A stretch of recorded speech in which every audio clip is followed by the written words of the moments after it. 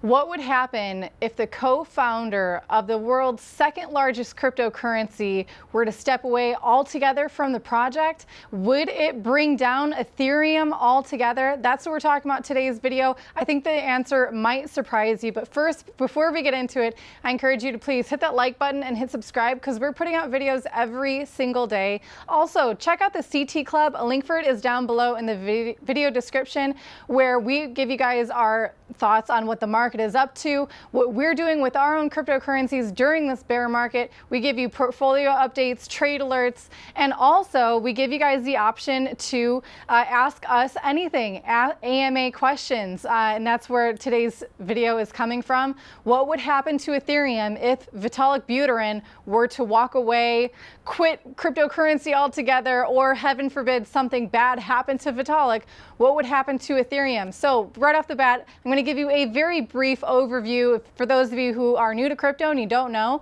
Vitalik Buterin is kind of a genius. At the age of 17, he co-founded the Bitcoin magazine. He was a programmer for a few different cryptocurrency projects, and he was basically one of 8 of the co-founders for Ethereum by the age of 19. Isn't that crazy? Also, what happened in 2014, about 6 months after he co-founded Ethereum, he was awarded the Thiel Fellowship.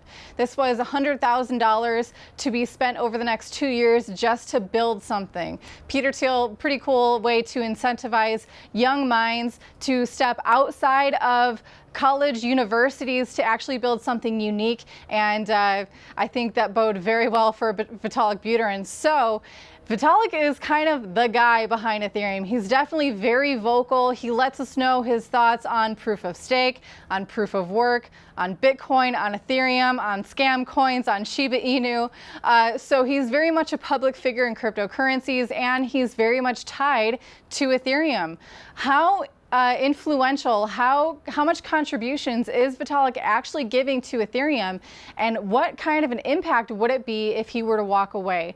First and foremost, you need to know that also what happened in 2018, Vitalik said he was going to start stepping away from Ethereum, not maybe in the way that you think. Obviously, 4 years later now, he's still very vocal about what's happening with Ethereum, but he was talking about his actual code that he's contributing towards the project that is Ethereum. He would start scaling that back and encouraging others to kind of pick up his slack in the meantime. If you don't believe that's true, y'all remember the Istanbul hard fork that happened recently? That one came through without any contribution whatsoever from Vitalik Buterin, so he's definitely stepping off of that. He's definitely following through with that. There's also many other very, very talented developers working on Ethereum. In fact, Ethereum has over 4,000 active devs working for them.